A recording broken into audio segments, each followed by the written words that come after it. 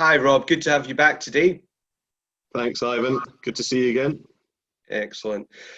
We got a number of emails from job seekers, candidates, all about sort of CVs. So I guess what makes a great CV? Thanks, Ivan. It's always a big question, that, isn't it? And I think everyone you ask will have an opinion on your CV. And you've got to think about it. It's your sales document, it's your brochure, what represents brand you. So if it's brand new, you need to make sure it's 150% right from the start. Great. And what's the definition of a CV, Rob? I think the definition of a great CV is it's very simple. A good CV is one that gets you an interview. Simple as that. And if it's not, then it needs an upgrade. Okay. What should be on a CV? Okay. So first of all, get the basics right. Contact details, correct phone numbers. A little personal bugbear of mine is if you're phoning people with it off a CV and it just rings out and there's no voicemail, or the voicemail doesn't tell you who it is. It's straightforward enough to say your name and when you're recording a voicemail, so when people do ring you, they know they're through to the right person. Make sure you've got a decent email address as well. I have had ones recently that was, I think it was something like twinkletoes 1980 at something. Might be funny, but not very professional on a CV. So get the basic right with your contact details, professional. And then you're looking at getting a really punchy profile.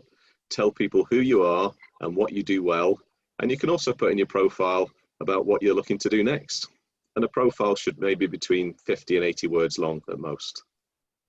Then I suggest you have another section called key skills. Really simple, 6 to 8 bullet points, very short bullet points. What makes you stand out? What skills have you got that are for sale? Then underneath that, it's almost like having the proof. What are your key achievements? You have 2 or 3 lines that demonstrate some real life stories that show that you've actually used those key skills to deliver something. It doesn't have to be a gold medal or a trophy that you've won, but it's something that you feel that you've done that's been successful overall. Great. And I guess another sort of key point on a CV is the work history. How should that be sort of put down on your CV in terms of being presented? Okay, yeah. So always think of it like this. You've got to tell people what you did, who for, and for how long. A couple of lines overview around your job, just so people get an understanding if they don't know the company or the job title, if it's not self-explanatory. What we're not looking for in a great CV is a dull job description. You want to differentiate yourself between you and other people. So keep it concise. Tell people what you enjoyed in the role, tell people what you learned, and tell people what you achieved. A nice, punchy, short set of information that really brings a CV alive.